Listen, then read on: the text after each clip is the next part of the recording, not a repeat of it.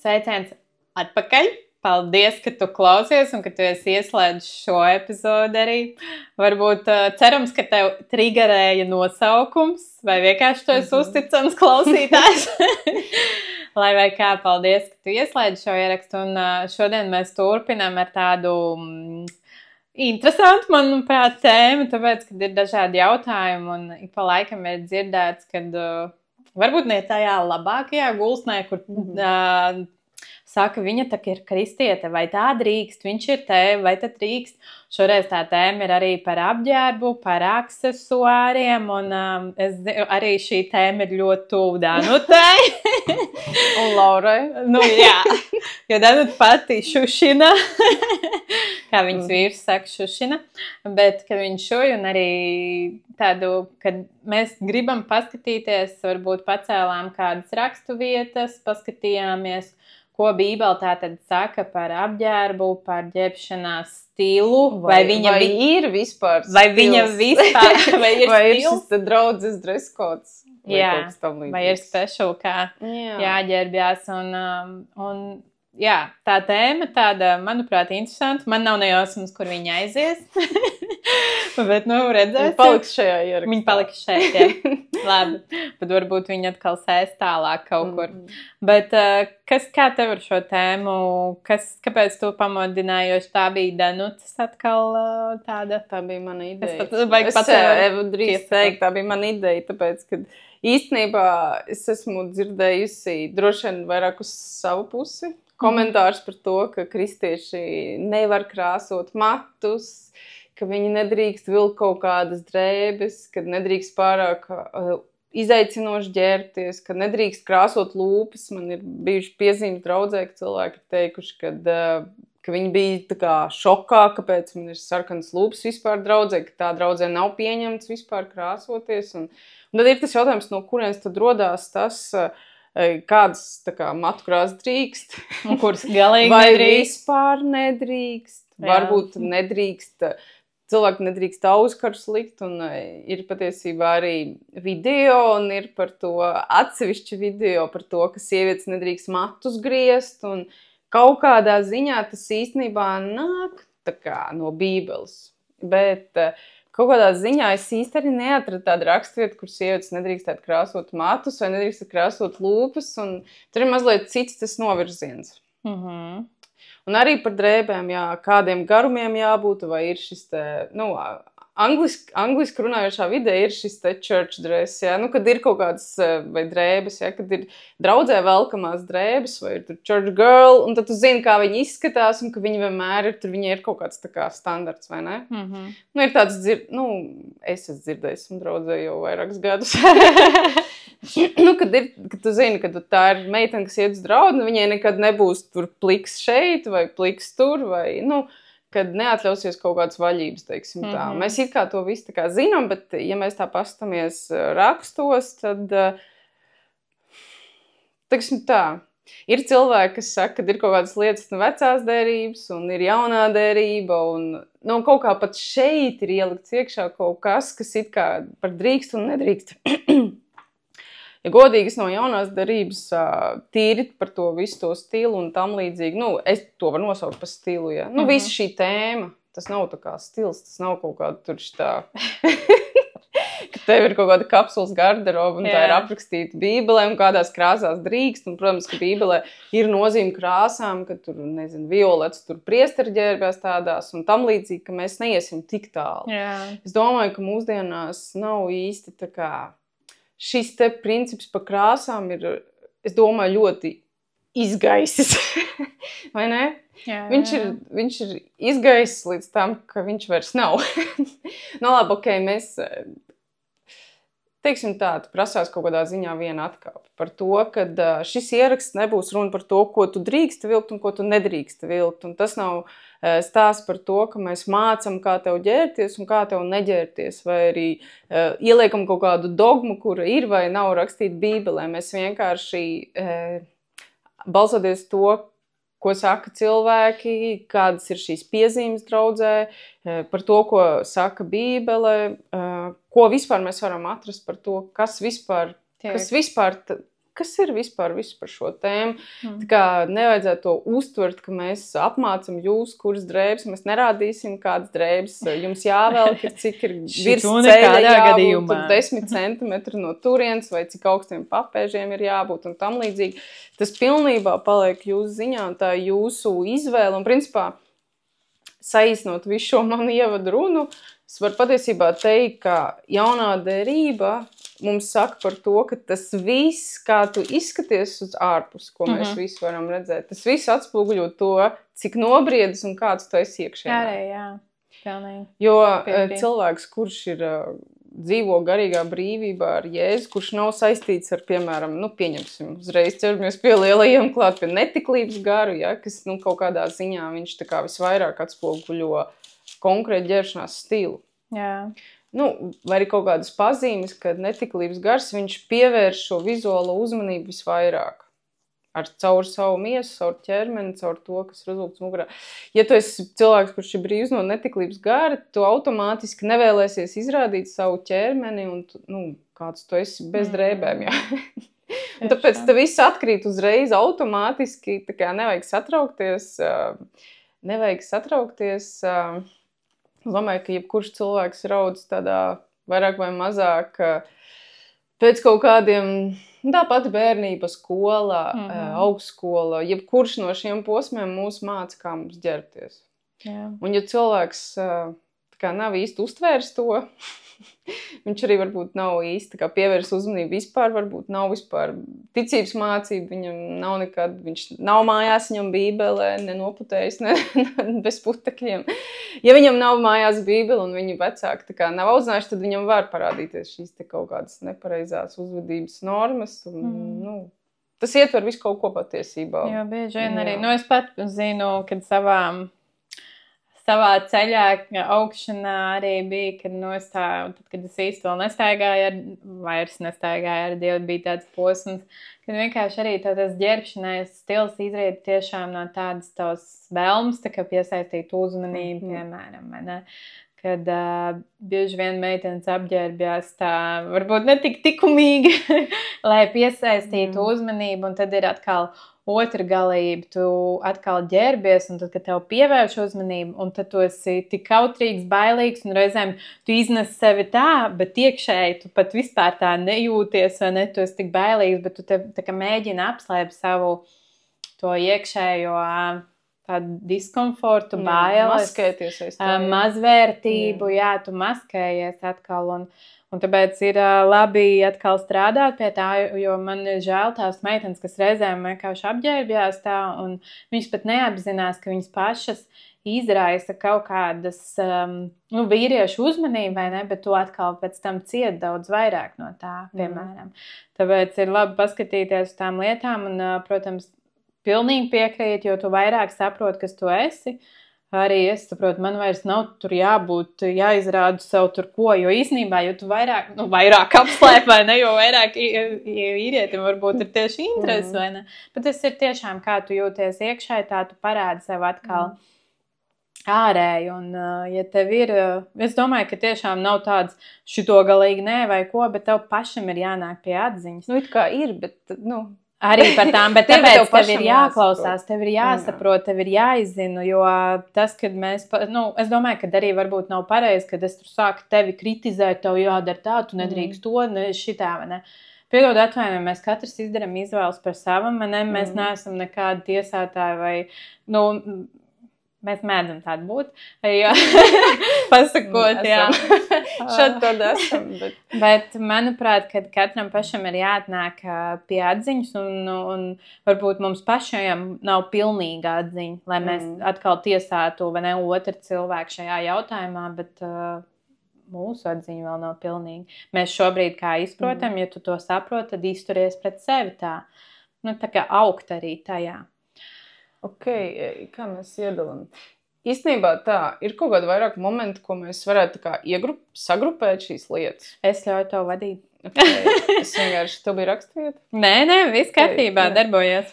Es vienkārši gribu tā kā nodefinēt kaut kādas lietas, no kurienes kas nāk, jo patiesībā viena no tām, kas man pirmā ienāk prātā, kas tieši runājot, piemēram, par auskariem vai kaut kādām tādām lietām. Jo man īstenībā, es biju pirms kaut kādiem 2 mēnešiem vienā konferencē, es runāju ar sievieti, viņa tā dod tev foršu auskaru, viņa saka, bet ko Bībele vispār saka? Vai es drīkstu tur likt galvā, es nezinu, varbūt diadēmas, kroņus. Paši izdomājiet, jā. Vai es drīkstu tur tā kā kaut ko karināt ausīs, un ir rakstvietas par, no vecās derības par to, kad ir šis atlaišanas gads, kad vergs, kurš nevēlās iet projām no sava kunga, tad viņš var palikt, bet tad viņam par zīmi tiek piedurts ar īlēnu šī auss tur bezmazai pie sienas, kad viņam ir izdurts tas caurums. Un ko īsumā liecina šis? Es personīgi uzskatu, ka Bībelē ir daudz rakstvietas, kuras mēs tā kā kuras mums uzpeld, ka viņas patiesībā ir kaut kādā ziņā no konkrētas situācijas un no konkrēta konteksta. Un, piemēram, šī te īlēna izduršana ausī, ka tas ir konkrēts konteksts. Tāpat kā par, mazliet pieskaršos arī no korintiešu grāmatas, par korintiešiem, kad īstenībā man ir tāds materiāls forši par Korintu, kad tāds vesels apzīmējums, kas nāk no korintiešu vēstules, ir par šīm tempļa prostitūtām. Okay. Kāpēc vispār ir vērts pieminēt, kas ir tempļa prostitūtas? Tāpēc, ka tempļa prostitūtas, viņas ieviesa sava veida tādu zīmi, ka viņām tika nogriezti mati, lai viņas iezīmētu. Un kas ir forši, ka mēs mācāmies un izglītojamies, un tas ir ok, kad ir kaut kādi cilvēki, kas, piemēram, nezinu, viņi ir jaunatgriezti, atnāk uz draudzi, un viņi atnes savu kultūru iekšā, un šeit arī pasvītro šo vārdu kultūru, jo īstenībā ir konteksts un ir kultūra.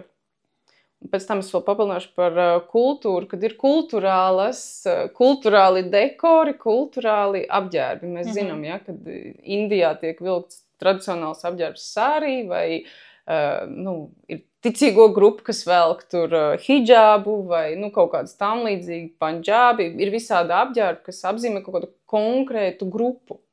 Un līdz ar to daudzi tieši no stila vispār, kas Bībelē tiek pieminēts, piemēram, ir tur, kad nedrīkst vīrieši par zīmi, piemēram, nogriezt kaut konkrētu matu griezumu, tas, vai par godu mirušajiem, ka tas ir konkrētas atsevišķas grupas, specifiskas darbības, rituāli, kas tika veikti. Tā normāli runāju latviski. Jā. Ir sarežģīti, izklausās sarežģīti. Es pārskatu pāri īstenībā ļoti daudzām domām, bet man, piemēram, es mēdzu šo Bībeli lasīt, un kāpēc man viņa patīk, jo šeit ir daudz paskaidrojumu klāt. Tas īstenībā, es visiem iesaku, jo tas ļoti atvieglo īstenībā uztvert tekstu un kontekstu, jo tāpēc, kad mēs nevaram vienkārši paņemt vienu teikumu kaut kādu, piemēram, paņemsim pašu to košāko, un te jau mēs aiziesim kā pa ķēdīt tālāk, kas ir Pāvila 1. vēstule Timotejam no 2. nodaļas 9. pants, kur ir teikts, ka tāpat arī sievas pieklājīgā uzvedībā, kaunīgi un savaldīgi, un es gribu vēl pieteikt klāt, ka ja mēs tā kā gribam tā bibliski īsti saprast vispār vārdus, tad mums vajadzētu paskatīties arī citu tulkojumu, jo ir, piemēram, ir vārds pieklājīgi, un cits tulkojums saka kaunīgi, un ir kārtīgi, un cits saka savaldīgi. Kad it kā kaut kādā ziņā tās tādas, sīkums it kā, Bet, ja mēs paskatāmies par apģērbu, es neteiktu, ka būtu ļoti daudz kaut kas vispār paskaidrots par, jo visas tās lietas ir nākušas no konkrētas vides, no konkrētas kultūras, no konkrētas situācijas, jo, teiksim tad kaunīgi un savaldīgi. Un mūsu kultūrā, piemēram, apģērbties kaunīgi, savaldīgi, it kā, redz, tas skan tā, vai man tad bija arī, es arī skatījos atturību, pienācīgi ar kautrību un atturību. Kad šīs tās lietas, viņas it kā pasvītro, bet no otras puses viņām it kā prasās paskaidrums. Un ja mēs lasām tālāk, kad ir, lai viņas greznojas nevis ar matu pīnēm un zeltu vai ar pērlēm vai dārgu uzvalku. Redz, no kurienes nāk tas tā kā stereotipisks tāds noliegums, ka tagad es nedrīkstētu veidot matu pīnes, es tā brutāli lasu un neiedziļinos, kas tur rakstīts, vai es ar zeltu nedrīkstu, Tātad es nedrīkstu zelta lietas likt. Uzreiz paņem Jā, to. tu vienkārši tiešā tekstā izraudi vienu vārdu, vai es pērles nedrīkstu likt, tātad es nedrīkstu šos auskars likt, jo man šeit ir gan zelts, gan pērle, ja? Vai arī dārgu uzvalku. Tātad es drīkstu vilkt tikai lētas drēbes, ja? Nu, es drīkstu vilkt, tad man jāiet uz humpalām ir, vai man jāpērk kaut kāds nekvalitīvs, tur poliester, sintētisks apģērbs, nu to tu gribēji teikt, ka it kā, ja mēs izraujam reāli no konteksta, bet patiesībā ir jālas tālāk. No, jo tālāk ir teikts, es tā ļoti ātri pārskatu, ja? 10. piemēram, bet ar to, atceramies, par ko ir runa, kad greznojas ar ko? Bet ar to, kas pienāks sievām, kuras grib parādīt dievbību ar labiem darbiem, tad sanāk, ka man vajadzētu ģērbties, nu, ja es atkal pār tiešā kontekstā skatos un neiedziļinos tekstā, kad es vienkārši vilkšu pelēkas vienkārši drēbes, nu, ir tāds otrgalējums stereotips, ne? Uzlikšu sev lakatu galvā, matus nekad nekrāsošu, bet es būšu laba savos darbos, jā. Bet redziet, tas vēl nav viss jālas tālāk. Ir sievai, lai klusībā mācās visā padevībā, un redz, kur šeit mēs pārējam uz tēmu. Un 12. īstenībā varbūt liekas, ka viņš nesaistās, bet patiesībā šis 12.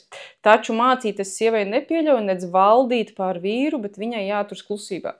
Kāpēc šeit ir stāsts par to valdīt pār vīru? Jo šeit vienkārši tā sievietes loma, šī dekoratīvā loma, labie darbi, viņš pārslēdzās tālāk uz to, ka draudzē bija tāda kustība, virzība, vai kā to var teikt, ka sievas, ka viņas bija tās, kas pārvaldīja. Tā es lūdzu sameklēšu vēl vienu raksturvietu. Tātad, ka sievas pārvaldīja vispār, ko vīri dara. Tātad šajos tempļos, man jāpārslēdos citu tulkojumu. Vienkārši saliekot visu to tur kopā, jā. Ka redz, kur arī paņemot, kur tas mūsu Timotejs 2. par to, ka bija, Pāvils raksta par to, ka bija, redz par tām pīnēm, nu sākot no iesākuma šim te, par pīnēm, ka bija kādas sievietes, es lasu no komentāriem, kas ir Bībelē. Tā nav mana mācība, okay? Es vienkārši reizēm man liekas, ka kādam rodas iespējas, ka es interpretēju kaut ko. Es interpretēju to, ka man personīgi esmu saņēmusi aizrādījumus par to, ka man ir sarkans lūps, par to, ka man ir kleita bijis Parīz, par to, ka es nedrīkst vilkt papēžu un par to, ka es vispār neatbilstu tam statusam, kas esmu draudzē un ka es arī nedrīkst krāsot matus. Man reāli cilvēki nākuši klāt un teikuši, kāpēc es to daru, jo tā nav pieņems darīt kristiešiem. Tāpēc es īstenībā Tāpēc man patīk komentāri, kas ir Bībelē. To nav izdomājis, tas nav viena cilvēka komentārs, tas nav kaut kāds mans komentārs. Kad Pāvils viņš saka, kad bija sievietes, kuras atradās draudzē, kurām bija izlaisti mati, nu, redziet, saprotiet, kā jūs to gribat, ja? Tas ir teikts pēdiņās. Ar izlaistiem matiem, ka iespējams tur bija kādas sievietes, kas ar savu izskatu pievērš sev pārliecīgu uzmanību. Tātad stāsts nav gluži tā kā, ka nedrīkst tādu bizes taisīt, jā. Bet par to vēl viens bija komentārs par tām bizēm, kad,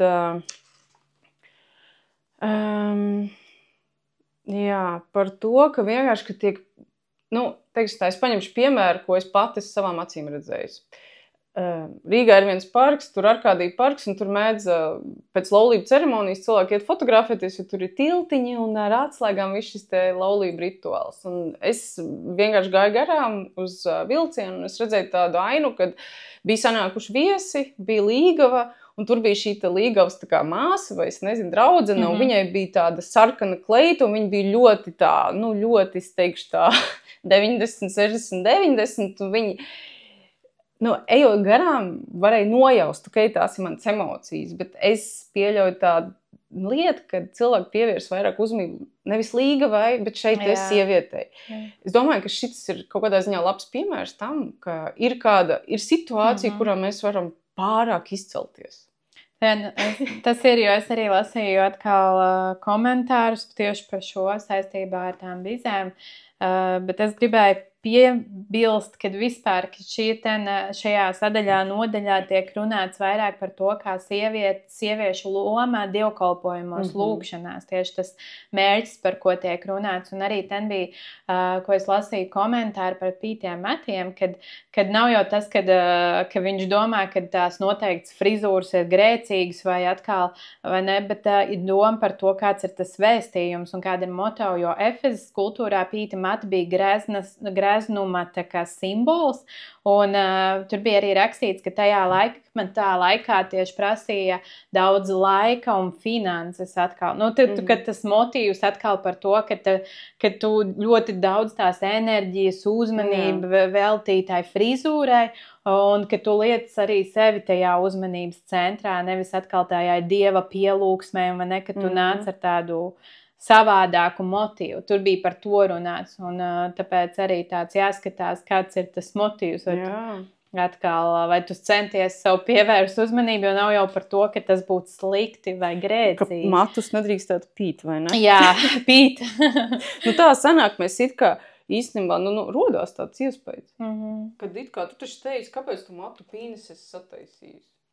Labi, mēs, piemēram, ejam tālāk, un te ir tas par to, ka neatļauj sievietē mācīt, tajā pašā rakstvietā, vai uzņemties autoritāti, un arī šeit ir tas komentārs par to, ka Timotejs, viņš saņem šo vēstuli Efezā, kad viņš tur vadīja draudzi, un Efeza bija auglības dievietes Artemis mājas. Kas nozīmē ko? Kur sievietes dominēja un kur notika tempļa prostitūcija. Tas ir tas, kad mēs sasaistam apakaļ ar to visu, kad tās bija kaut kādas konkrētas grupas, ja es tā ātrumā atradīšu, konkrētas grupas cilvēku pazīmes, kas ar to tā kā piekop kaut kādas konkrētas pazīmes. Vispār, labi, es iesāku savu sadaļu par to, kad ir kultūras jautājums, konteksta jautājums, kad viens no jautājumiem ir, ko es tikko aizmirsu. Nē, es atceros, ka apģērbs vispār nosaka mūsu status. Tas vēl joprojām ir mūsdienu statusa kaut kāds rādītājs. Tas nosaka status. Mēs ir tik ļoti daudz piemēri. Ja mēs paskatāmies Britu karaļnamu, tur ir tik cietsirdīgs dreskods, tas, kurš ir sekojas līdzi, kad vienmēr jābūt zeķu biksēm, kad tur nedrīkst būt kleita tik un tik gara. Tad, kad tu satiecies ar konkrētu personu, tur nedrīkst vilkt papēžus, un tagad atkal bija iznācis, ka tur Trumpa sieva, Ketrina, ka viņa nebija uzvilkus papēžus speciāli, vai ka viņa saskaņoja tur to Saint Laurent, tur kādu brendu tieši kopā, jo viņi zina, ka tur Trumpa sieva to vēl. Tur ir tādi melna krāsa tiek vilkt tikai bērēs, kad viņiem vienmēr visur, kur viņi brauc, jābūt obligāti līdzi tam trencim, jo tāpēc, ka viņam obligāti, ja tu nezini, ka kāds nomirs, tev viņš būs jāvelk. Tur ir miljons, tur nedrīkst rokas, tur atkailināt, nedrīkst būt nekad bez rokām, tad somiņām jābūt ir klačs atbilst tajos pēc pulkstens tikiem. Tur ir tā, ka īstenībā karaļnamam izklausās, ka viņi vairāk ievēro kaut kādas to nekā. Jā, bet zinu, kas īstenībā man liekas, ka īstenībā karaļnama vispār šis paraugs, viņš ir ļoti līdzīgs, tā kā, ne jau tās idejas, ka tur, vai krāsas, bet par to, ka arī tā ir debesu valstība, tā ir arī valstība. Tas ir piemērs, tā kā analogs uz zemes, tas, kas uz debesīs. Ka vienkārši, kad mums kā valstības piederīgiem pie Dievu valstības ierēdņiem, pilsoņiem, es nezinu kā, kurā tur vergs kalps, vienalga, ka mums ir savi noteikumi īstenībā. Īstenībā mums ir savi noteikumi, mēs nevaram staigāt tur, izlikt apskatēji visu, kas mums ir. Mums ir savi, mums ir šie it kā rakstītie, nerakstītie, jo redz, to ļoti labi saka, rakstītie, nerakstītie. To var saprast no konteksta, jo, piemēram, vēstulē korintiešiem tur ir teikts, kad sargieties no netiklības, un īstenībā citā tulkojumā, korintieši 6:18, ka tā doma ir tā, ka tu neizrādies kā netikle, Nu, ka tava uzvedība neizraisa vīriešos kaut kādu tādu seksuālu iekāru, fantāzijas, tas neizraisa, jo īstenībā mēs jau zinām, ka lateks apģērbs, piemēram, mums automātiski skaidrs, tur sarkano luktu ielu, mēs īstenībā zinām, ka tas ir konkrētas lietas, konkrētām vietām un konkrētām situācijām, konkrēts apģērbs. Mēs zinām, ka mēs ieejam tur veļas veikalā, kad šīs sarkanās, melnās veļas, kad mēs jau it kā nojaušam, pa ko es tās. Mēs zinām. Mums nav nekur, tas nav nekur rakstīts. Vai rakstīts, ka nedrīkst tur lateksa veļu pirkt? Vai zābakus, kas ir tādi. Bet redz, šis te ir tik specifisks. Tas konteksts, kam tas ir domāts, vai tas ir visiem tagad apskatē, vai ne? Mums ir viss skaidrs, ka to, ja tu pie savas omas nebrauks ciemos lateksā kleitā tādā pieguļošā sarkanā. Pareizi. Kad vienkārši mēs jau nojaušam, mēs zinām, ka kaut kādām pieder konkrēts apģērbs piedienās konkrētām situācijām. Jā, tas gan nāks. Jo arī te jau ir par to, šajā rakstvietā arī netiek minēts par to arī, ka konkrēti kāds apģērbs būtu slikts vai ne, vai tieši vai tās rodas lietas, ka tās būtu sliktas. Protams, ka nē. Vai vienkārši ir jāskatās, ko tu centies ar to parādīt. Atkal. Es domāju, ka nav jau slikti ģērbties tur kaut kāda zīmola drēbēs vai ne. Tam nav problēma, bet vienkārši, ja tu mēģini parādīt vai reizēm mums ir tāda slēptība, ne, motīvu, es uzvilkšu un es parādīšu. Visi pamanīs. Jā. Tas arī tad ir jāskatās ir par to, kāds ir tavs sirds stāvoklis. Man tiešām nemaina nekas, vai tev tur būtu Hugo Boss vai kas, šis ir, piemēram, viņš šūta kleita. Tu jau pieradi pie tā. Jā, tajā pat laikā man šķiet, ka man arī ir tāda izpratne saprast, par to, kā cilvēks atkal runā, kā viņš iznesē, un tad tu vari saprast, kāda ir cilvēki tie motīvi atkal, kāpēc viņš tā ģērbjās, vai kāpēc viņš tā izskatās, vai kāds ir viņa sirds stāvoklis. Tajā pat laikā man atkal patīk, ka tu ej ārpus tādiem rāmjiem, ko cilvēki, vai zīmogiem, ko ir uzlikuši, ka tā jābūt, vai ne, tādai kastītē, kad atkal ir šī personība, ko, piemēram, viņa spēj savilkt tādas drēbes, tādas krāsas, un viņa to māk iznest, jo viņai tas piestāv. Es tā, piemēram, nevarētu uzvilkt, jo es nezinu, man šķiet, ka man tas atkal, es nemāku to tā iznest vai kā. Bet tu to nedari atkal ar kaut kādu piedauzību vai ar nepareizu motīvu. Tāpēc atkal... Jā, tāds svarīgi ir par to, kad ir vēstījums. Protams, tu vari vilkt kleitu ar izgriezumu, bet lai tev tas nav tā, ka, nezinu, tāda šitā ten... Tas ir kakla izgriezums, nevis, ka tas ir krūšu parādīšana. Tas ir divas dažādas lietas, kad lai es izrādītu kaut ko, vai es vienkārši, lai es varētu uzvilkt kleitu, jo, labi, es šuju, un es zinu, ko nozīmē bērnam uzšūt kleitu, ja tu... Viņš nevarēs aiztaisīt aizmugurē pogas vai slēdzē. Un kakla izgriezumam, izmēram ir ļoti liela nozīme. Un reizēm man liekas, ka kleitas ērtāks ir tās, kurš tur vienkārši uzvilkt virsū pareizi. Un tad no tā arī reizēm liekas, ka tas īstenībā viss ietekmē modeli. Kāpēc vispār drēbes ir radušās tādas, kādas viņas tagad ir? Kaut kādreiz bija vēl sarežģītāk. Tagad jau ir tik vienkārši palicis, ka nav gluži tā, ka maisu var vilkt mugurā. Kaut gan ir vēsturiski ir šie taisi. Tikko atceros vienu jociņu par to, ka Marilyn Monroe, viņa arī bija ļoti specifisks drēbes, un tad komentētāji teica, ka viņa tur tā kā izrādās un kaut kā tam līdzīgi, un ka viņai pazust viss skaistums un viss pievilcība, jo viņa uzlūka maisu mugurā, un viņa bija īstenībā, to komentāru viņa ņēmus vērā, un viņa bija paņēmusi kaut kādu maisu, un viņai bija uzmodelēts apģērbs ar to maisu, viņa uzlūkas maisu mugurā, un tas vēl īstenībā vēl vairāk pastiprināja to. Tā kā īstenībā jautājums nav īsti materiālā vai kaut kā, kad vienkārši, ja tu, ir kas var iznest un ir kas nevar, bet tas, man liekas, nāk no galvas. Bet runājot par, piemēram, maisu, un tagad man īstenībā vēl ir ko par šo teikt, bet es pieslēdzos pa maisu arī nevēlti, es saku pa maisu, kāpēc es dodu šo piemēru.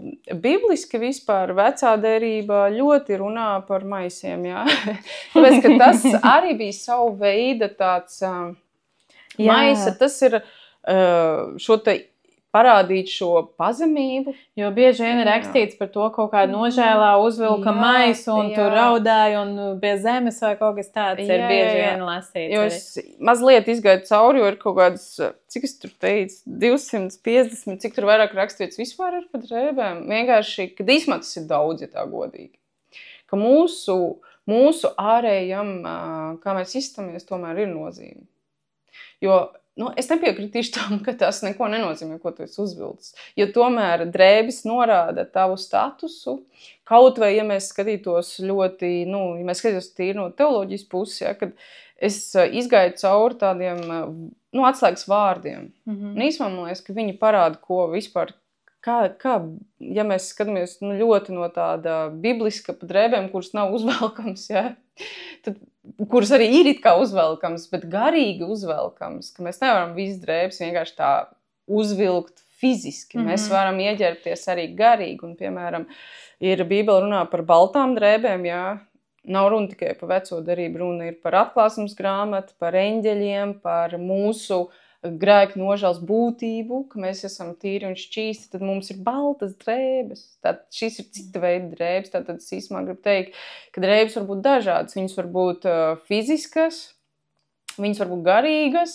un tad īstenībā Bībele arī iedala drēbes par to, kad es pats viņas mainu, un ko tas nozīmē? Tas nozīmē, ka es mainu savu domāšanu, vai ka es pārslēdzos, jo, par to maisu runājot, kad notikās kaut kāds, viss kaut kas notikās. Dāvidam, piemēram, tur nomir bērns, vai kaut kādi kāri, vai vēl kaut kas, kad cilvēki, vai arī Hiskī, tur viņam Dievs pateica, ka tu mirsi, ko viņi izdarīja, vai tauta, vai Esteri, kad paziņoja, Mordehais un Esteri, kad paziņoja, kad Izraēla tauta vai ebreji, ka viņi tiks nogalināti, tad viņi pārplēsa drēbes savas.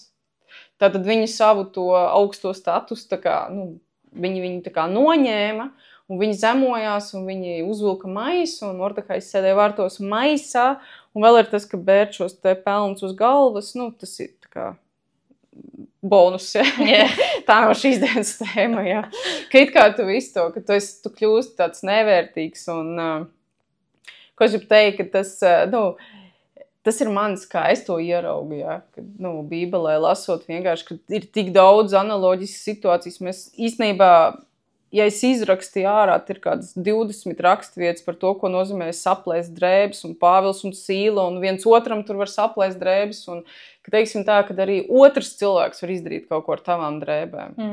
Jo, piemēram, Jāzeps tika iemests cietumā, tad viņam tika novilkts drēbes, bet tad, kad viņš sataisījās un viņu uzaicināja tur faraons atpakaļ, uzaicināja viņu atpakaļ uz šo te ballīti, ka viņš var iziet no cietuma, tur rakstīts, ka viņš pats nomainīja savas drēbes. Un viņam tēvs viņu ieģērba drēbēs. Tā nebija viņa doma, tēvs viņu ietērba, tā bija tēva aizsardzība, kas pārklāja dēlu ar šo te svītroto superslaveno, viens no slavenākajiem, droši vien ir kādi 2 slaveni apģērbi Bībelē, viens no tiem ir Jāzepa apģērbs, vispār viņa ģērbšanās, kad viņš tika ietērps tajā svītrēnajā, superdārgā, krutā apģērbā, ka visi viņu apskaudēja tā, jo tēvs, viņš iegāja tēva tajā, tēva autoritātē, tēva atzīšanā, un pēc tam viņam tika brāļi, viņam noplēsa, viņš tika ietērpts tajās verga drēbēs bez mazai, pēc tam Potifārs sieva viņam norāva drēbes, kad Jāzeps vispār ir viens no piemēriem, kurš tiek ķērpts, kurš tiek noģērbts, tā kā tāda lēla, viņš tiek, lēla, tas ir mans apzīmējums, ka viņš tiek vienkārši pārģērbts, ka ne viss notikās pēc viņa gribas īstenībā. Tā nebija viņa griba vienmēr. Viņš tika kaut kādā ziņā vairāk no tiem momentiem ir teikt, ka Dievs jau viņu gribēja pacelt, Dievs viņu mācīja, Dievs viņu tur skoloja un Dievs viņu izveda, un tāpēc arī tā vide bija tā, kas viņu ģērba. Tā nebija viņa fantāzija vai viņa vēlme. Un pēc tam viņš vēl vairāk īstenībā dzirdēja nesen, kas man pārsteidz ļoti. Es jau aizgāju monologā. Kas man pārsteidz īstenībā. Labi, es negribu, lai mēs skatītu šo tēmu par veco darību, bet tas ir vecās darības piemērs, bet vecā darība mums ir, labi, es tomēr pieskaršos. celšu. Tu man neatturēsi. Es īstenībā atradu vienu labu piemēru. Labi. Nu. Tātad, jā, Jāzeps, kad interesanti, šajā nedēļā bija viena konference, kur cilvēks dalījās ar vārdu par to. Viņš pieskārās Jāzepam, un viņš teica, ka Jāzeps ieguva status, tad, kad viņš bija, Ēģiptes, tā kā pirmā roka, bet viņam bija visa pārvaldība, bija viņa rokās. Ka viņš gandrīz, tur tā interesanti teica, ka viņš tā kā kļuva gandrīz tā kā pa tēvu šim faraonam. Nu. Tas ir interesanti, kad Jāzeps, viņš skaitās, ka viņš tā kā visu pagānu to pārklāja, kā pagānu tā kā tēvs, ka viņš pat faraons zem viņa, jo viņš bija pagāns. Kad tā paralēli tāda interesanti. Iedomājies, ka viņš it kā bija ietērts Ēģiptes tajās drēbēs, bet tajā pašā laikā viņš bija tas, kurš bija galvenais pāri, ka viņš kļuva viņam. Tas izklausās tā, droši vien varat piesieties. Jā, tas bija no konferences šajā nedēļā. Uz kādām konferencēm vispār, jā. Bet tā doma ir par drēbēm. Jā. Es domāju, par drēbēm arī es skatījos, ka Jēkaba vēstulē ir 2. nodaļa minēta par no 2. līdz 5. pantam.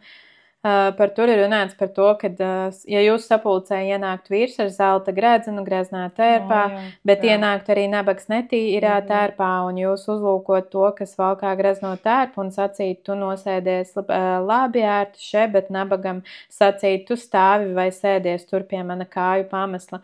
Tur turpina, kad arī tā galvenā doma arī ir par to, kāds ir tas motīvs, ja cilvēks atnāk grezni ģērbts, vai ne, un tu dod lielāku godu tam cilvēkam un iecel viņu tur, nezinu, goda vietā vai ko, vai ne, bet atkal tas, kas ir tāds parastais cilvēks vai atkal ne tik turīgs cilvēks, un kad šeit mums arī ir jābūt uzmanīgiem, kā mēs izturamies pret to, pret cilvēku. Galvenā jau ir būtība, tā, ka mums ir jāizturās pret visiem vienādi.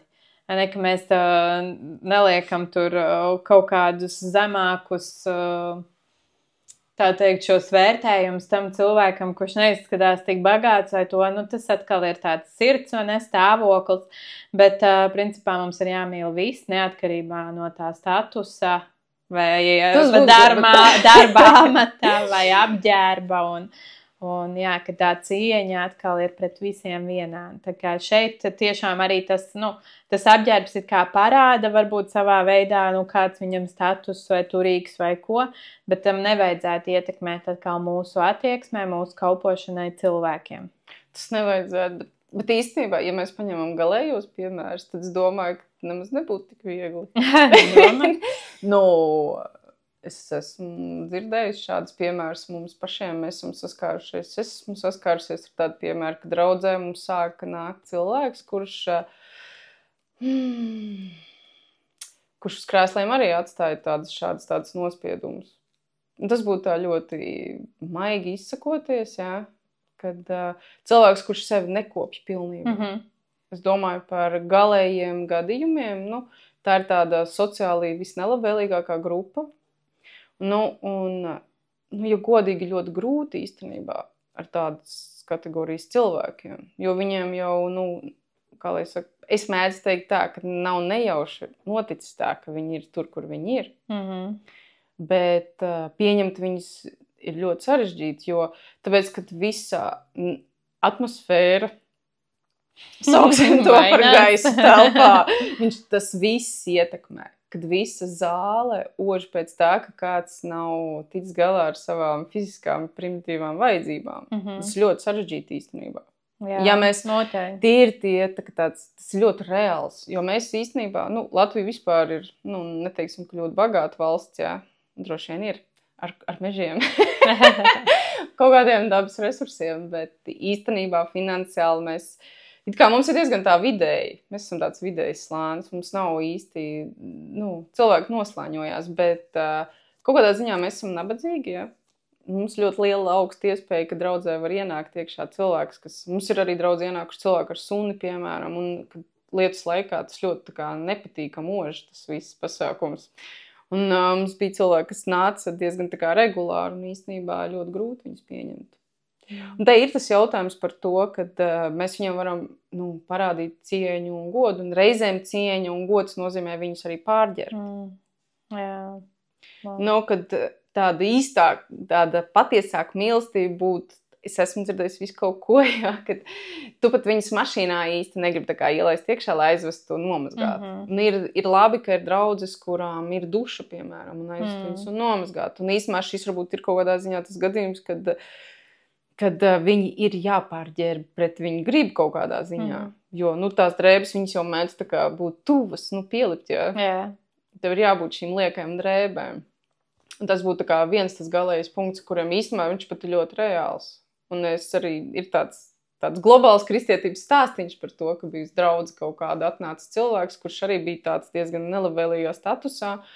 Un viņš gāja tā kā apsēsties priekšā, un cilvēki teica, ka, es atvainojos, bet tur šīs vietas ir aizņemtas, jums vajadzētu sēdēt mazliet tālāk, kur ir brīvas vietas, nosēdināja viņa aizmugurē, un bija kaut kādi cilvēki, kas tika uzaicināti priekšā, un tas ir tāds tā kā, kad kaut kāda situācija reāli bijusi. Un tad, kad iznāca mācītājs priekšā un teica, ka mums šodien ir ciemiņš, kurš šodien dalīsies ar vārdu, un tad piecēlās šis cilvēks, viņš iznāca priekšā un sanāca nesmuka situācija.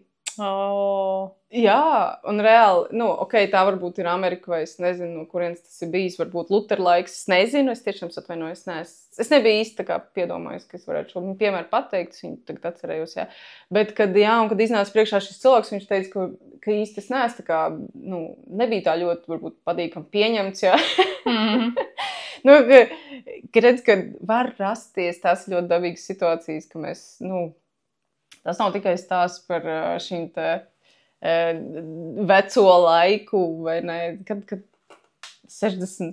1500 gadus atpakaļ, kad Bībele bija rakstīta, ka mūsdienās tas būtu neaktuāli. Vai arī otrs galējais variants, ka, piemēram, mēs zinām, ka pilsētas mērs, piemēram, ienāk mums draudzē, un mēs jau viņu nesēdināsim aizmugurē. Viņam to dod priekšā. Un tas ir jautājums, kāpēc? Redzi, te ir tas jautājums, vai ne, kad mēs automātiski, vai, piemēram, ienāktu mūsu bijusī prezidente, mūsu draudzē, un ko mēs, bet, protams. Te ir jautājums, bet, protams, mēs viņu apsēdinātu labākajā vietā, vai ne? Un tad ir tas jautājums, bet īstenībā varbūt viņi vispār nemaz neticīga. Ja būtu cits neticīgs, kāpēc mēs viņu nesēdinātu priekšā? Kāpēc mums viņš kaut kāds nepazīstams, kāpēc mēs teiktu, redz, kur aizmugurē ir grēcinieka solis? Kad mums ir iekšējā tā saucamā kristietības subkultūra ir radījusi arī sava veida kārtību un noteikumus. Arī, jā, tā. Tu pieskaries tādam pēc būtības ļoti jūtīgs un sāpīgs jautājums viņš var būt, jo es zinu draudzes, kuras cīnās ar šiem, ja tev blakus, piemēram, pie draudzes telpām ir zupas virtuve, tad tu vari būt gatavs, kad kā regulāri apmeklētāji varbūt šīs kategorijas cilvēku. Un īstenībā, kāpēc arī jaunā derība runā par to, jo mūsu apģērbs runā par mūsu motivāciju, par mūsu dzīves veidu un par mūsu domāšanu. Un bieži vien sanāk, ka cilvēks, kurš nevar tikt ārā no savas, kā to nosaukt, no sava zemā sociālā statusa, tāpēc, kad viņš necenšas nemaz. Viņam nav šī vēlme nemaz, turienes iziet ārā. Kaut kādā ziņā tā ir ļoti smagā, sarežģītā, grūti evaņģelizējamā cilvēku kategorija. Jā. Jo viņiem ir kaut kādā ziņā, viņi ir arī pieraduši būt par patērētājiem. Un tāpēc mums galvā ir šis kad mēs varam viņiem arī iedot pēdējo vietu. Tas nav nejauši radies šis te viedoklis. Jā. Ir, protams, trikī tādas situācijas, laikams, kuras ir jāizskata atsevišķi arī. Un, protams, es saprotu, ir kaut kāda ciemiņa, un tad mēs viņus liekam parasti vai ne pirmajās rindās, un protams, tad ir jāskatās no katras situācijas. Īstenībā, ja mēs spriest vienkārši pēc drēbēm, jā, es nezinu, īstenībā manā skatījumā ir ļoti, tagad jau grūti pateikt. Mums ir tik ļoti nonivelēts tā ideja, kas ir Hugo Boss, ja, kad pēc būtības, ja es tevi nezinātu, es domātu, Gucci spuči, ja. Kāda man starpība? Mēs īstenībā spriežam pēc status, ko viņš tā kā, cilvēks jau īstenībā nes savu manieri, viņš atnāk tāds un uzvedās tā kā no kaut kāda parlamenta, tad mēs arī viņu novērtēsim tā, ja viņš sniedz savu kodeksu. Tas nav tikai ārēji, droši vien.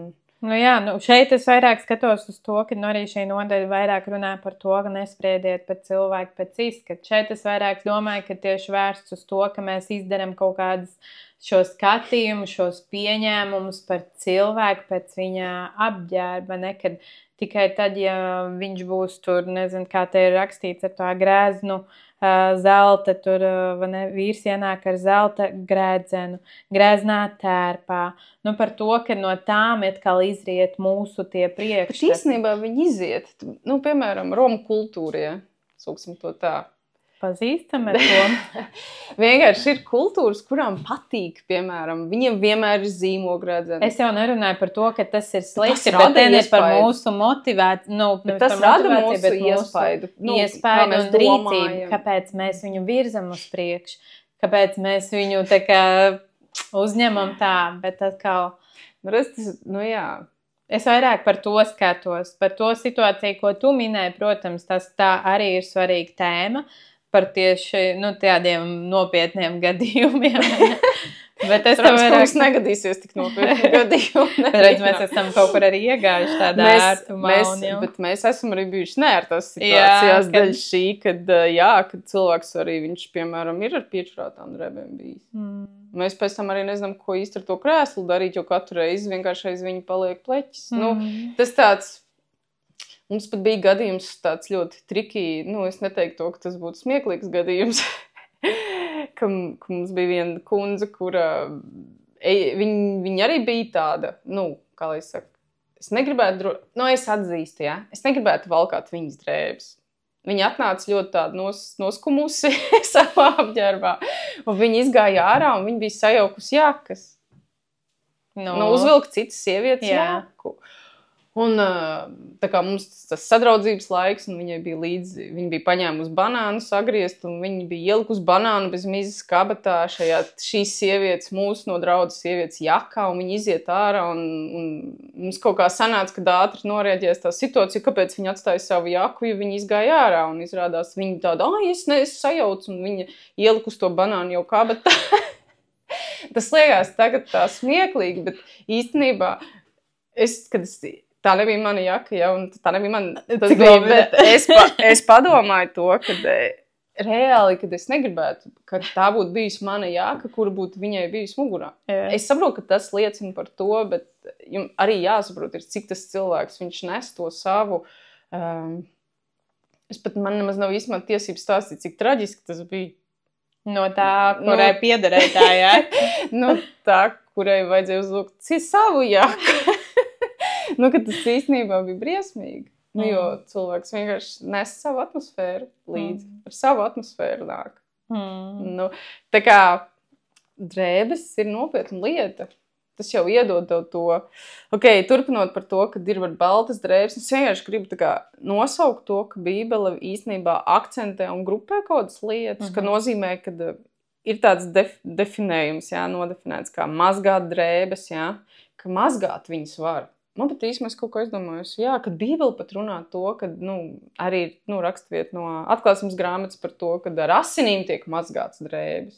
Te jau nav stāsts par audumu, par fiziskām drēbēm. Ka mums ir drēbes, kas ir zem drēbēm, ka mums ir arī mūsu iekšējās drēbes, par ko īstenībā runāja jaunā darība, par to mūsu motivāciju, par mūsu sirdi, par mūsu domāšanu, par mūsu pazemību, par mūsu, kas mēs esam un ko mēs nesam, ka mums ir drēbes, arī tās mums ir reāli. Lai mēs pie viņām tiktu, mums vēl viņas jāmazgā. Mēs viņas varam saņurcīt, mēs viņas varam sabojāt, par to arī īstenībā atklāsmes grāmata runā. Tas tā īstenībā interesanti. Un tad ir, es īstenībā, ir šī aksesuārijas, tūlītām vēl iziešu par drēbēm, ka ir, man īstenībā kaut kā interesanti likās, ka Jūdas vēstuli viņas runā grāmata par miesas apgānītām drānām. Īstenībā kaut kādā ziņā drēbes arī var apzīmēt un apgānīt ar grēku saistīts kaut kādas lietas.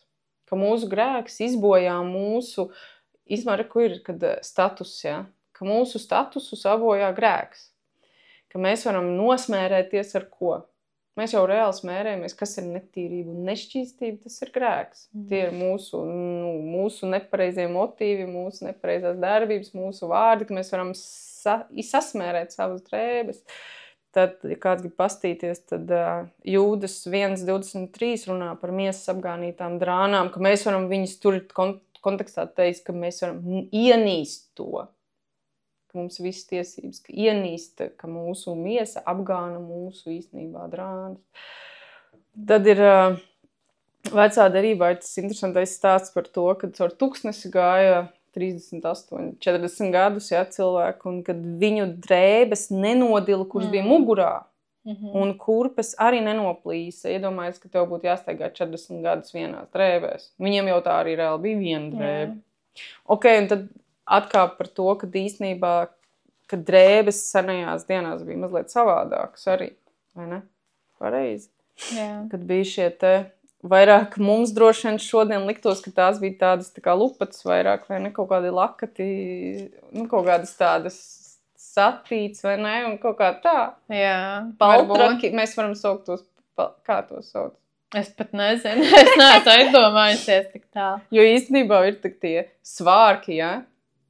Svārki vispār Dāvids un viss, un psalmi runā, tie jau nebija tādi svārki, tur slēdzējs priekšā poga, tur un tādi svārki. Tie bija, svārki, tas jau bija vairāk tāds. Un josta noturēja svārkus. Mūsdienās josta ir dekors. Labi. Gadās, kad... labi. Josta ir jātur arī. Bet tajā laikā bija tā, lai tev nemaisās pa kājām, vai tur var zobenu aizlikt, vai maku pielikt. Josta pildīja visādas funkcijas, lai tu vari iet, lai tu vari skriet, lai tu vari karā, lai tu vari uzkāpt zirgā. Daudz tādas nianses, kas īstenībā mūsdienās varbūt mums liekas, ka svārks velk sievietes. Jā, kādreiz, teiksim tas tā kā vīriešu arī. Kādreiz bija tāds ļoti vienkārši, tad kā tunika saucam, mūsdienās varbūt vieglāk saprast, ka tāds garš krekls, ko tu uzvelc virsū. Un ir šie apakšsvārki un virs, un kādreiz apakšveļi viņi nosaci, varētu teikt, bija savādāk. Tāpēc arī, īstenībā, kas man liekas, kas no vecās derības tāds interesants, ir par šiem te apakšveļām, apakšsvārkiem, kad bija tāds moments, kad altārs tika būvēts, ka tur teiks, ka trepes nevar taisīt, vai tie akmeņi neapcirstie, vai vēl kaut kas, kad tu kāp augšā, kad lai neatklājās tavs kailums. Kādā ziņā kailums ir arī nozīmē mazliet simbolisku lietu, ne tikai, bet viņš ir arī domāts tiešā nozīmē tāpat, ka kailums ir tas, ko es domāju un kāds es esmu, kad Ādams un Ieva arī, kad viņi jau, vai viņi bija kaili, tad atklājās viņu tā kā kailums. Izrādās, viņi nebija pamanījuši. Kad tās visas īstenībā par drēbēm ir ļoti simboliskas lietas. Un es atļaušos mazliet nolasīt vienu teikumus pierakstīlē. Es kaut kādā ziņā domāju, ka šīs mūsu podcasts vispār tēmas ir, ka mēs vienkārši paceļam kaut kādus jautājumus, kurus varbūt ikdienā tā kā nevar vienkārši Bībeli lasot ieraudzīt. Es neredzu neko sliktu. Sfērs, nianses, simboli. Es neredzu neko sliktu, ja mēs, piemēram, iztulkoju kaut ko un atrod no kādas grāmatas un iedod to publikai. Jo īstenībā tā ir izglītošana, ziņu nešanā. Man pat īstenībā liekas, iztulkot kaut ko un vienkārši padalīties. Vai arī, ja ir kāds svētrunā kaut ko dalījies, tas ir tātad Bībeles laikos vispār drēbes vienkāršiem ļaudiem bija gurnu audums vai tunika. Un plus bija virsdrēbes vai apmetnis no vilnas vai lina. Un bagātie varēja atļauties spilgti krāsots apģērbs. Un īstenībā ten arī bišķi tā kā vairāk sasaistās, kad krāsu simbolika tajā laikā nozīmēja daudz vairāk, tāpēc, kad krāsu materiāls viņš bija dārgs. Cilvēki vienkārši nepirka speciāli krāsainus. Tāpēc arī tas Jāzepa krāsainais tērps tik ļoti lec acīs visiem, jo priekš tā laika tas bija kaut kas ļoti dārgs. Kad cilvēki ikdienā nevalkāja tādas dārgas drēbes. Un vai arī bija jo smalkāks, jo viņš skaitījās arī krutāks un dārgāks audums. Un piemēram, lins, ļoti smalks lins skaitījās ļoti dārgs, bet priesteru drēbes atkal bija viņas bija savādākas. Tās bija specifiskas kategorijas drēbes, kuras valkāja tikai priesteri. Tas bija svētais apģērbs vai svētās drēbes, kur vēl bija papildus izplatīti, bija arī galvas segas vai turbāni vai pat plīvurs. Tā kā tās ir vīriešu drēbes, jo īstenībā Bībele patiesībā vairāk droši vien uz to sākuma sadaļa runā vairāk tieši par vīriešiem un vīriešu apģērbu. Jā, pārsvarā. Un šeit jaunā derībā, es dzirdēju tādu versiju, ka Jēzus ir pirmais vīrietis, kurš sāka pacelt sievietes un izcelt, ka viņām arī ir vērtība. Tāpēc nesatraucieties sievietes, Jēzus ir paceļ sievietes. Viņš īstenībā ir gandrīz viena no vienīgajām personām, bez mazai, kura atsevišķos stāstos izceļ šīs sievietes ārā kā vērtību. Kad saruna ar samarieti, neviens cits nerunāja ar sievietēm, un tas netika tā ierakstīts. Kalpošanā arī bija arī sievietes. Un daudzas lietas, starp citu arī, bija arī dažas pravietas sievietes. Vispār sievietes Bībelē ir, Viņas ir noslēpušās un tā, bet arī dažas ir tādā, kā es nesen izlasīju to, kas notika ar Benjamīnu cilts teritorijā notiekušo sievieti, ka viņa tika sagriezt gabalos. Bet, tam visam ir ļoti dziļi īstenībā simbolisks nozīme, jo īstenībā ir Bībelē, ka tu lasi, un tu reizēm vienkārši, kāpēc? Tas ir tik cietsirdīgi. Bet ja mēs globāli skatāmies Bībeli tā analītiski īstenībā, tad pilnīgi visam ir nozīme. Un tā tad, ja mēs, tas bija, ja mēs paskatāmies vēl par īpašiem apģērbiem, es tagad nestrukturēt runāšu, ielikšu par Jānu Kristītāju, kad arī Jānim Kristītājam bija īpašs apģērbs, ko, visi zina, un īstenībā kaut kādā ziņā ir, tur, kur Jēzus aizgāja kalnā, viņš teica, taisam telti, tur Elija un Mūzes, un kas tur ir, un ir teicis, kad nāks atkal Elijas gars, un kāpēc viņi tā domā, jo tur dēļ tām drēbēm, un tāpēc arī, es tā ļoti ielicu iekšā, par to, kad Jānis Kristītājs izrādās ģērbies ļoti līdzīgi Elijas kaut kādām drēbēm, par to, ka viņam bija šis rupjas kamieļspalvas drēbes, viņam bija ādas josta, un Markas 1.6 ir tur par to pierakstīts. Tā kā īstenībā ir kaut kādas specifiskas drēbes, kuras dod kaut kādu konkrētu noskaņu, kāpēc cilvēki kaut ko sajauc un nav nejauši, kad tik izvilkts ārā tas Elijas gars. Kad tur tā interesanti tas viss. Tāpēc, kad bija teikts, ka viņš nāks atkal, un viņi domāja, ka viņš ir jau atnācis.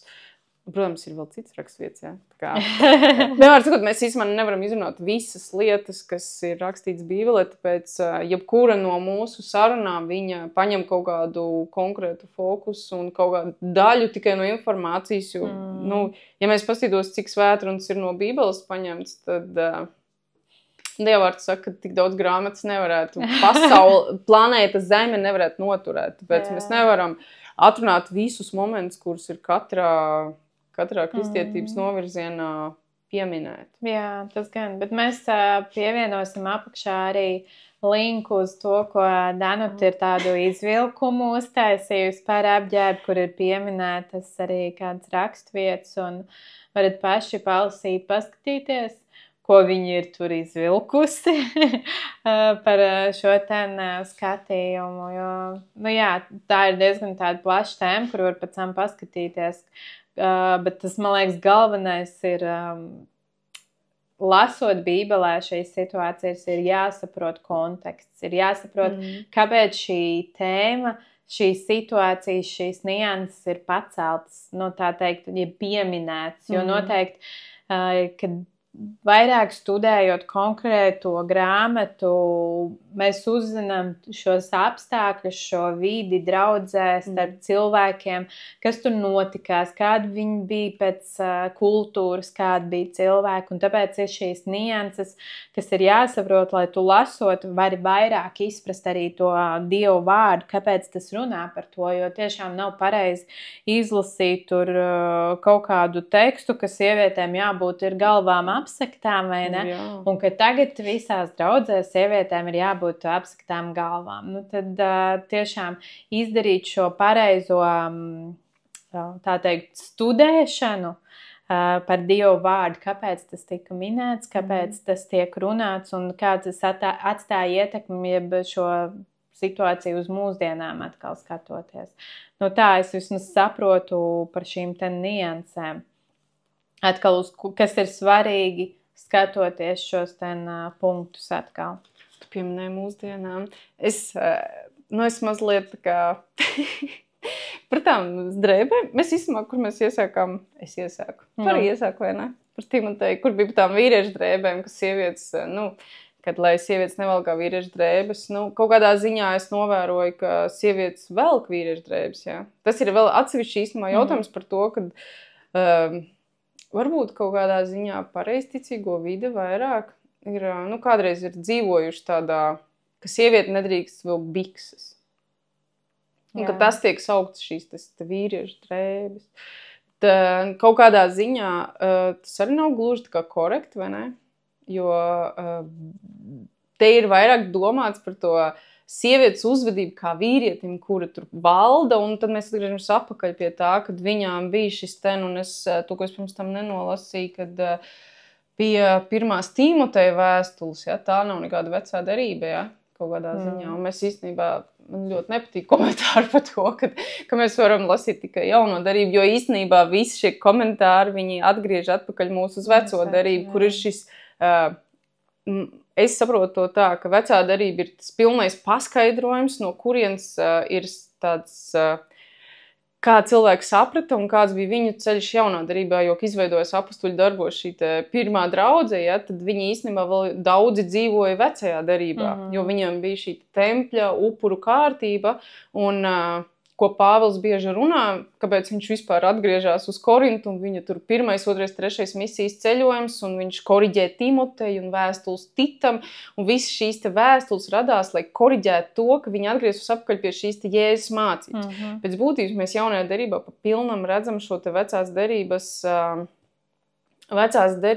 tur ir šis materiāls. Mēs nevaram vienkārši pateikt, ka mīlam viens otru un kļūstam krāsaini, laulājam, ko gribam, jo mums vecā derības mums vairs neattiecās, jo par tetovējumiem runā vecā derība, par laulībām runā vecā derība, par visādiem zoofīliem runā vecā derība, ka mums ir šodien jāmīl visi un visi ir skaisti un viss ir labi, ka mēs nevaram īsti gluži tā kā ignorēt šo veco derību, no kuras arī tā kā ir izgājis. Un es atļaušos vien maz atkāpi tieši par šo tēmu, kad man ir šāds mesijāniskie raksta jaunā derības studijas, un kas man patīk šeit, es neuzsveru to, ka tur ir šis vārds Elohim, piemēram, bet es gribu pateikt to, ka šeit ir evaņģēlija, vai ne?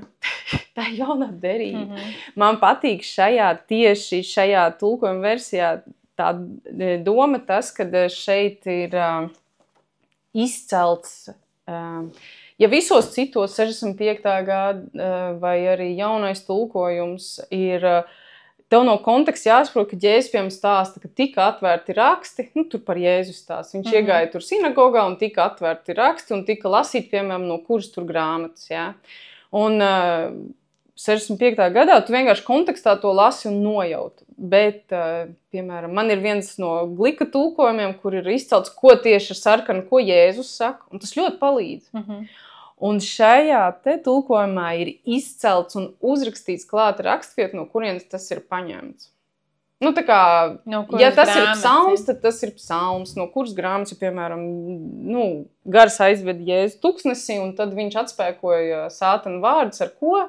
Ar rakstiem no vecās derības. Un viņi ir šeit tiešā tekstā ielikt iekšā. Man vizuāli viņi ļoti, es teikšu tā, ļoti lec acīs, un es nebiju viņas pirms tam tik ļoti tā ieraudzījis, tāpēc, ka viņi nav šeit izcelti. Viņi šeit vienkārši nav izcelti. Mēs lasu jauno derību kā tādu lielu, vienkārši lasām gabalu. Bet šeit, un es, piemēram, kāpēc man... Es gribu mazliet pieskarties Kalnas prediķim, tas varbūt nav pa mūsu tēmu, jā. Bet es gribu sasaistīt to, ka mēs nevaram ignorēt veco derību. Kāpēc? Tāpēc, kad mēs zinām, ka Kalnas prediķis ir to mācīja Jēzus pareizi. Es paņemšu tikai dažus punktus. Man pašai tas īstenībā iedvesmo par to, ka tad, kad Jēzus attaisīja savu muti runāšanai, šeit tā rakstīts. Tātad Mateja evaņģēlijas 5:2. Un atvēra savu muti runāšanai, viņš tos mācīja sacīdams. Tie ir tīri Jēzus vārdi. Te nav kaut kāda interpretācija pa tēmu, tā nav nekāda fantāzija, tas nav nekāds mūsdienu tulkojums, tas nav saistīts, tas nav mūsdienu tulkojums, tas ir vienkārši ielikts citāts no tā, ko Jēzus runāja. Un viņš teica teikumu 5.3. Svētīt ir nabagie garā, jo tādiem pieder debesu valstība. Un tas ir no Jesajas 61.1. Viņš pateica konkrēti savu pirmo pamācības pantu, tad nebija pantos, tad bija viss tādā rullī blāķī, Tā tad Jesajas 61.1. Tālāk viņš saka 5.4. Svētīt ir tie, kam ir sēras, jo tie tiks mierināti. Jesajas 61.2.3. Reāli tā ir vecā darība. Tā ir kalna svētra un to saka Jēzus. Nākamais, 3. ko viņš saka, 5. pants. Svētīt ir pazemīgie, jo tu iemetos zemi. Psalms 37.11. Nākamais. Svētīt ir tie, kas ir izslāpuši pēc taisnības. 3. mūzes 17.11. Jo viņi tiks apmierināti. Hozejā 10.12. 7. Svētīt ir līdzjūtīgie, jo viņi saņems līdzjūtību. 2. Samuēla 22.26. Svētīt ir sirds šķīste, jo tie redzēs Elohim. 2. Samuēla 22.27. Psalms 24.3.4. Un es teikšu tā, ka tas līdz galam ir. Šeit neviens pants nebija, ko Jēzus pateikt, kā jauno pantu no jaunās derības. Man personīgi tas liek aizdomāties par to, kad visi šie viņi jau īstenībā ir no seniem laikiem. Priekš mums jau kādījumā 1500 gadi, 60. 70. gadi, kad ir jaunā darība, no sākuma uzrakstīti, ka tie visi tik un tā ir veci laiki, bet tā ir vecā derība, ko ir pateicis Kalns prediķis, Kalns vētra, un ir pateicis Jēzus, ir visi pilnīgi panti ir... Ja kāds gribas, nezinu, varu aizsūtīt personīgi, rakstiet, nofotografēsim, nopērciet šo te manna.lv ir pieejams viss šīs grāmatas. Tā ir laba grāmata. Es vienkārši man negriež acīs, ka tur ir rakstīts Elohim, Dievu vietā, ka tur ir viņa vārds ierakstīts. Man personīgi tas netraucē. Tāpēc runājot par tām drēbēm tālāk, es nezinu, cik mums laiks pagājis, bet īstenībā es teikšu tā, ka drēbes ir ļoti simboliska lieta, kad debesis sadilst kā drēbes, pat tā pilnīgi, ka Dievs mums iedeva drēbes fiziskās, lai mēs varētu izprast, kā notiks pēdējo dienu laiks, vai, tas, piemēram, no Ebreja 1.11 teikts, vai sargāja Jēzus drēbes. Par Jēzus drēbēm ir tas ir otrs apģērbs, kas ir svarīgākais Bībelē, par to, kad viņš... arī valkāja šīs te priesteru dārgās drēbes, kas bija šūtas no viena gabala. Tas priekš tā laika skaitījās ļoti tā kā dārgi, un pat viņš tur bezmēr tika iztirgots pie krusta, tika sadalīts tur 4 cilvēki sēdēja un piesargāja viņus, un tad meta kauliņus, un ir viss šīs te rakstvietas, un Jēzus pats runā, kad, lai pārdod drēbes, pērk zobeni, terpsimies tur savās drēbēs, kad īstenībā, kad ir visādas drēbes, ir manas drēbes, ir svešas drēbes, ir tur tās taisnības drēbes un vecas drēbes, nelāpa ar jaunu ielāpu, un īstenībā ļoti tā kā ir svežzem drēbes, un īstenībā tās arī tāds interesants, kad tu vari valkāt svešas drēbes, kaut kādā ziņā svežzemju nozīmē, ka tas ir tā kā, citu kultūru, tu valkā ne savas drēbes, kad tu staigā, kā ir tā teicis, ka tu ne savās kurpēs esi. Kad arī mūsdienās ir tādi visādi izteicieni, un lāstos kā drēbēs, un viss kaut kādas drēbes īstenībā ir. Tas ir par to, un es mazliet pārlikšu pāri. Tad jūs šo varēsiet pastīties, Laura apsolīja pielikt linku. Tur ir tāds šitais gabaliņš par to, ko mēs runājam par no Timoteja, tas tur nav pielikt klāt, varbūt pielikšu. Bet man piemēram, par rotām runājot, man patīk tā doma no Jesajas 3.18.23. Īstenībā tā ir gandrīz vai vienīgā tāda tīrā rakstvieta, kur runā par rotām. Es pat īstenībā domāju, ka būs vairāk. Okay. Jo šī rakstvieta satur kāju sprādzītes, pieres saites, tā laika tur tos pusmēneši, kas bija no tīra zelta, auskarus, rokas sprādzes, plīvurus, galvas segas, kāju kurpju važiņas, skaistas jostas. Tad tajā laikā vēl bija smaržu trauciņi, kas tur bija jābiekrina klāt, jo tur to mazgāšanos bija bišķi sarežģītāk. Visādi amuleti, pirkstu gredzeni, deguna rotas, svētku drānas, apmetņi, lakati, somiņas, rokas spoguļi, dārgi krekli, cepurs un apsaktas, viss īstenībā. Kaut kādā ziņā pat var teikt, ka to iedod Dievs. Kad viņš ir atbalsta to, ka sievietes ir krāšņas sataisīts. Kāpēc es vispār šo te gribu pateikt? Tāpēc, kad tā ir rakstvietai pretī par to krāšņu ģērbto, kurš ienāk. Katrai situācijai, katram laikam ir sava vieta un laiks būt. Kad mēs aizējam uz sieviešu vakaru, tad mans iestatījums ir tāds, ka es atļauju vilkt sieviešu īpašas kaut kādas rotas, jūs varat, ka tas būtu foršāk pat. Jā. Ka sieviete justos kā, visām sievietēm gribas tur ielikt kaut kādus auskarus, spīdīgi kaut ko uzlikt savas tur kaut kādas īpašās, bet mēs jau it kā ikdienā neatļaujamies to sev. Vai visādi tur, iekarināmi, visādas ķēdītes un viss kaut kas. Mums mājās katrai sieviete ir tās īpašās lādītes un trauciņi un vāciņi ar gliemežu vāciņiem un viss kaut kādi tur grabuļi, ja. Kad mēs gribam kaut kad to ielikt, kad Dievs reāli nerunā pret to. Viņš īstenībā man pat kaut kādā ziņā vairāk, ir, redzēt, šeit ir tas kulturālais moments arī klāt, kad mūsu kultūrā nav raksturīgi likt šīs te deguna rotas, jā, kad deguns, mūsdienās vairāk mēs to redzam, varbūt tikai, jā, kad ir šīs te indiešu kultūrā, ir šīs, ka deguna rota un viņa ir savienota. Tas nav nekas tāds, pēc būtības tas ir kulturāls. Tas nebūtu it kā nekas tāds, piercings, nārsings, viss šitie visam ir savs robežs. Jā. Kā dekors, tas nav nekas tāds traks. Es pat teiktu tā, ka tā laika sieviete viennozīmīgi bija daudz bagātāk apģērbta, tā, kurai bija nauda, jā. Nekā tā, kur šodien tērpjās, jo mūsdienu pasauli jau ļoti grūti, ka pārsteigt kaut kādā ziņā. Jo pēc būtības jau tas nav nekas īpašs.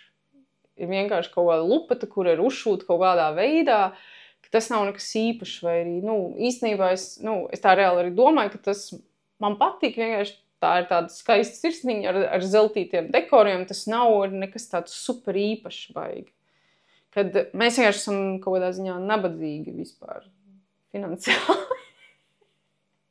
Mums ir nabadzīga kultūra mūsu kulturālajā, mums ir Latvijas tautas tērps, jā, bet mēs viņu nekad nevelkam, un ja kāds uzvilk, tad tas būtu diezgan aizdomīgi, vai ne?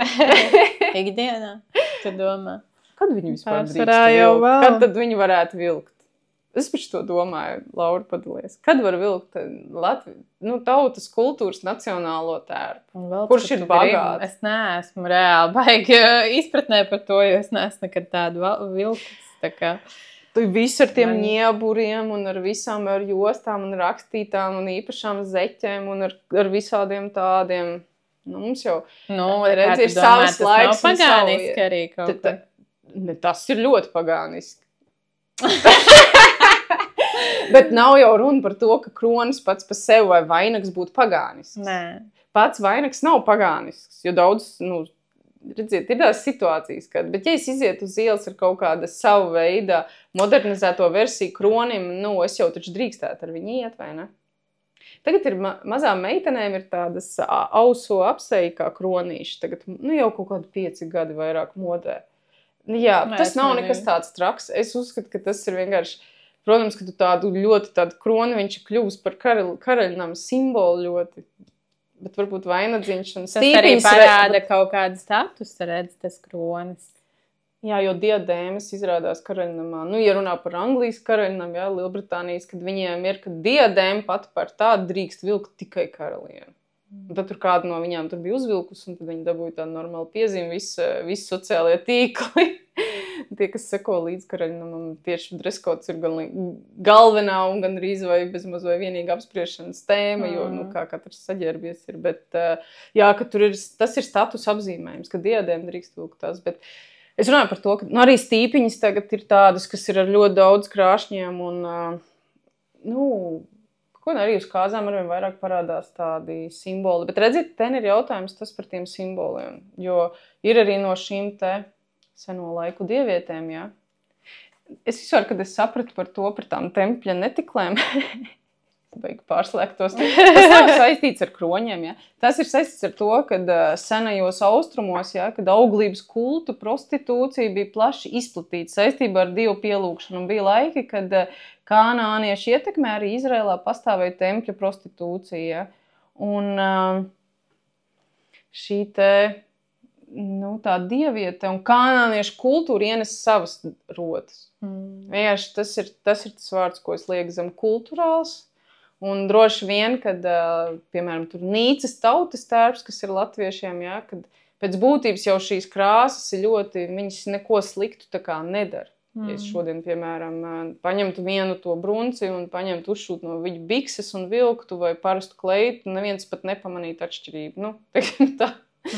Un tad, kad raksti, tā ir atsevišķa tēma, ko Laura grib, lai mēs runājam par lācu zīmēm. Zīmes, tas ir kaut kas cits. Jā, es domāju, ka kāpēc mēs kaut kā baidamies no šīm kulturālajām visiem dekoriem, jo tie ir simboli, kas kaut ko nozīmē. Jo, piemēram, tur šīs te grieķu un viss tās dievietes, kad ir tādi tā kā kroņi tādi. Mūsdienu popkultūrā ļoti daudz ienāk iekšā šie simboli. Nē, es laikam baigi neesmu pētījusi, skatījusies tādas visas. Man vienreiz bijušajā darbā atnāca meitene ar velnu, no stīpiņa ar velnu ragiem. Tas bija man lielākais tāds.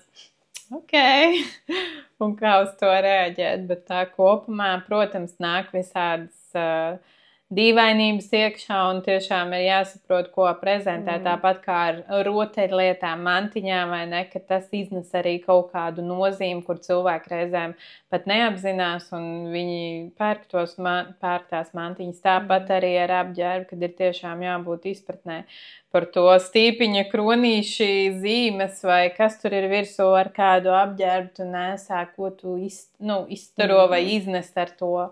Un tāpēc noslēgumā jāskatoties, ka tās tēmas ir tādas. Apģērbs, mēs saprotam, ka nav mazsvarīgs, apģērbs parāda tavu statusu.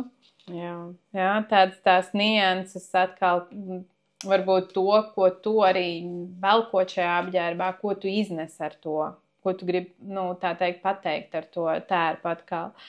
Tā kā, būt uzmanīgiem, cerams, ka kaut kas no šī, ko mēs pacēlām augšā, nes arī kaut kādu izpratni par tā apģērba nozīmi.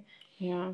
Un tā, ko tu saproti ar šo tēmu, vispār paskatoties šo tēmu, vai pirms tu paņēmi tēmu, kāds tev bija tas galvenais jautājums un ko tu pēc šī tēma vispār saprati? Man ir tāds kopējs secinājums par to, ka mums īstenībā ir jāstāsta, ko mēs valkam mugurā.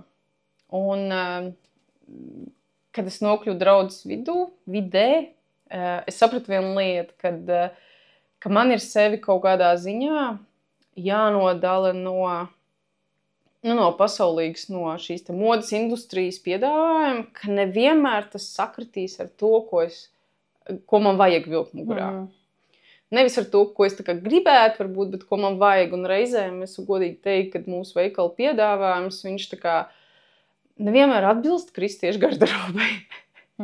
Tur ir ļoti daudz, ko varbūt, īpaši droši vien jautājums, ka vasaras sezonas apģērbu, kad viņš ir ļoti atkailināts, ļoti nepiedienīgs un ļoti īss. Un es kaut kā priekš sevīm pieņēmu tādu lēmumu par to, ka es neiegādāšos atsevišķi drēbes, kuras man ir jāvelk, piemēram, tur tikai pludmalē. Vai, piemēram, drēbes, kuras es nevaru uzvilkt uz draudzi, teiksim tā. Kad es savu garderobu veidoju, kad man gan šeit, gan visās dimensijās, kad es varu pacelt rokas, ka es varu noliekties un ka man nav pārspīlēt, ka man nav jāstraucās, kad ja kāds man ieraudzīs vai nofilmēs, ka man būs kaut kādas tādas normālas problēmas. Teiksim tā, veidot savu garderobi diezgan draudzēji draudzīgu. Izklausās, ka es cenšos ļoti izteikties ļoti. Un ka man nav vajadzīga atsevišķa garderoba ārpus draudzes. Jo īstenībā visur, kur es eju, ja es pat aizskriešu uz veikalu, vienbrīd modē vēl joprojām mazliet ir modē, es gan teiktu, ka jau izgaist, tā kā, ja jūs vēlaties iegādāties, tad varat to vairs droši nedarīt. Bija tāds moda kā seno laiku, vai tur, kas tie bija pa gadiem, 40, 50, tādā naktsveļas stils, ko cilvēki velk mūsdienās kā topiņu vai kā to sauc, tops, kā krekliņš, bet kas īstenībā ļoti, ļoti atcita manu vecāku garderobu no manas jaunības, ja, no manas bērnības, kad īstenībā šī te, kā viņi saucās, Gatsby stila, ja, kad īstenībā tā ir tīra naktsveļa no 50. gadiem, 60. Jā, kad ir kaut kādas drēbes, bet kuras viņas vilkšu. Ja es viņas uzvilkšu ar biksēm un es aiziešu uz veikalu, tad kāds padomās, no attāluma viennozīmīgi padomās, ja, ka es esmu naktsveļā aizgājis uz veikalu, un man priekš mana tā message, ko es nesu, man nav vajadzīgas tādas drēbes, kuras man ir visu laiku jāsatraucās, vai man kaut kas nokritīs, vai man kaut kas izkritīs. Es vienkārši nesaprotu, kāpēc man būtu vajadzīgas tādas lietas vispār kā tādas. Bet tad, kad es gribu nopirkt vasaras kleitu, piemēram, tad es godīgi teikšu, ka tas ir ļoti sarežģīts jautājums, jo,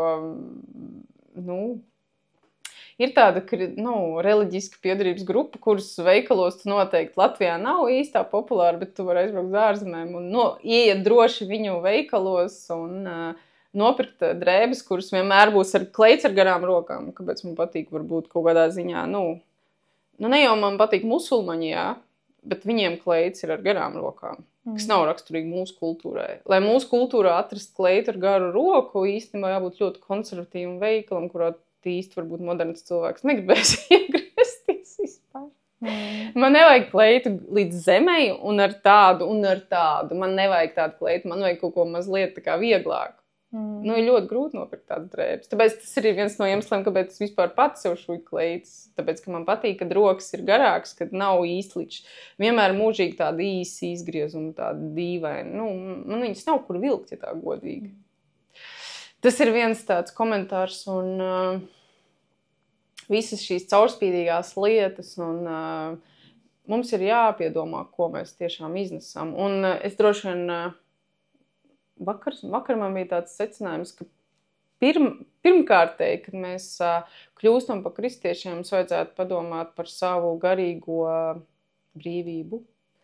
Par to, vai mēs esam iekšēji dabūjuši savu brīvību, jo īstenībā tas ir tas, kas mums liek ģērties tādās nepareizos outfitos, kas mums liek nest nepareizu ziņu par sevi, jo mēs, kā kristieši, es domāju, neviens negrib izskatīties pēc tempļa prostitūts, un ir vēl skarbāki vārdi no glika tulkojuma, ko es tā kā nemēdzu izmantot, kas nes šo ziņu nepareizo. Tas nenozīmē, ka mums ir jāvalkā tikai, kaut kādā ziņā mēs varētu arī valkāt diezgan konservatīvas drēbes, bet mēs varam piemeklēt materiālus un dizainu un fasonu. Viņi ir ļoti dažādi īstenībā. Es domāju, ka drēbes vienmēr var atrast tādas, kuras var vilkt gan uz ielas, gan aiziet uz kaut kādu vakaru, gan aiziet kafiju iedzert, gan aiziet uz pludmali, ka mums nav obligāti jākļūst par tādiem pārspīlētiem kaut mistiskā likuma kalpiem, jo īstenībā, kas ir tas likums? Es īstenībā neredzu tādu, es nezinu, varbūt. Nav es izgāju cauri. Bet tajā pat laikā nav arī tā, ka mums jānēsā tikai omīšu apģērbai, mēs nevaram, modē, vai ne? Tas ir kā, ir kaut kādas modas lietas, bet jautājums atkal, vai tev tas kalpina, vai tu seko visam tam ar citu mērķu vadītam. Un šis tu vari vilkt skaistu apģērbu, rotāties, tu vari pīt matus un ko, bet skaties, ka tu atkal, Dievs saka, lai mēs viņa priekšā nepienesam citus dievus un jāskatās, vai tas atkal nav tas, kas mūs kalpina, vai tas nav tas, kas mūs verdzina, jaunākas drēbes, sekot līdzi modē. Jā, ka mēs valkam tikai jaunāko kapsulu garderobu. Tas ir arī tas ir tāpēc jāskatās pēc tā, ka visam ir savs robežs, nevajag iet arī galējībās, vai ne, šito Jā, es nesaku par to, bet vienkārši drēbes var atrast visādas. Tas nenozīmē uzreiz, kad jāvelk ir naktsveļa. Nē, tas ir kaut kādā ziņā stilīgi, jo tas vēl nav bijis. Tos redzēs vēl tagad arī modē zeķi tur uzvilkt virs drēbēm. Es nesaprotu. Es arī nesaprotu pāris lietas, kas ir mūsdienās, man liekas, tikai tāpēc, ka varbūt kaut kas jauns jāizdomā, un tad uzliek visādas. Bet tiešām atrast katram savu to gaumi, darīt to kulturāli, darīt to, kā teicu, kārtīgi un pieklājīgi. Un tiešām, jā, varbūt ja nav pārliecības par to, kā tu ģērbies, vai tavs apģērbs atbilst tavai identitātei. Ja tu jautājums, kāda ir tava identitāte par to? Īstenībā, kāda tu uz kuru krēslu tu stāv, vai uz abiem vēl, vai kā, bet tiešām pārdomāt noteikti arī tas, kad mēs sakārtojot iekšēn, tad tu izvēlies gan, man liekas, tu tā paskaties uz sevi arī tā no tādu skatu punktu, savu vērtību, jo Dievs saka, mēs esam priesteri, vai ne, tad priesteri arī nesā savu Viņiem apģērbu. Viņiem bija košas drēbes, jā. Un ka tu esi vienkārši tāds, tādā pareizā balansā, lai tiešām pagodinātu Dievu, vai ne, un ka tu neliec savu ķermeni par kaut kādu, nezinu, tādu elku vai objektu, ko citi lūrat virsū, pielūdz un vēl, nezinu, pielūra.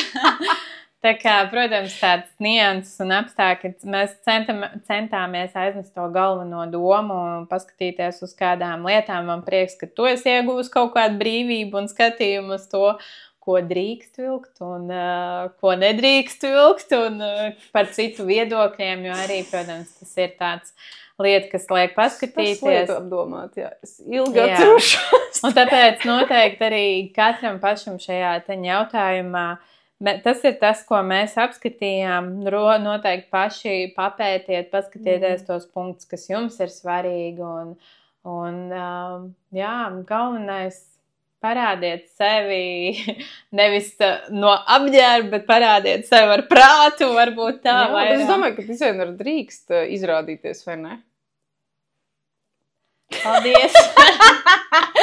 Izrādīties. Nē, tas ir viņi tajā dzīvos. Protams, viņi brīvi tajā jautājumā. Viņiem jau tas ir Es izmēju, ja mēs runājam tieši par konkrētu šo gadījumu, piemēram, par savējo, kad reāli, kad cilvēks ir brīvs, viņš kaut kādā ziņā, viņš uzvilks to maisu un būs redzi, jautājums jau ir, vai tas tevi tā kā konfrontē, un tu gribi uzreiz mācīt, ka tu zini labāk. Jo no otras puses, ja es uzvilkšu mugurā maisu, vai es uzvilkšu tur zelta kroni, bet es jau būšu tas, kurš dabūs tos visus komentārus, visas ciešanas, visi pārdzīvojumi jau nāk tik un tā pār mani. Ja es jebkurā gadījumā uzņemos atbildību, man nāksies. Man uz ielas ir teikuši cilvēku kaut kādus komentārus. Vienkārši, kad es padomāju, ka vispār kaut kāds bezpajumtnieks, viņš man teica, kāpēc tu saģēries tā kā nekā latvietis. Kad it kā, bet man, piemēram, man jau būs jādzīvo ar to komentāru. Ja es uzvelku kaut kādu tur crazy, kaut kādu tur, es nezinu, maisiņu galvā. Skaties tātad. Skaties paši ar tiem maisiņiem. Jā, galvenais. Atbildība, par ko jūs velkat. Tā kā es domāju, lai silti kājām, jo tas galvenais, jo sāksies dažiem nav sāksies apkurs sezona. Siltas zeķis, tas nav slikti, man patīk. Tev patīk zeķis. Patīk zeķis, es atbalstu. Jā, tagad lai jums ir par svētību, un ja kas, rakstat komentārus, ieteikumus, un mēs palasam. Paldies, ka kādi, kas uzrakstā. Paldies, kas raksta. Jā, un tad jau līdz nākošai reizē.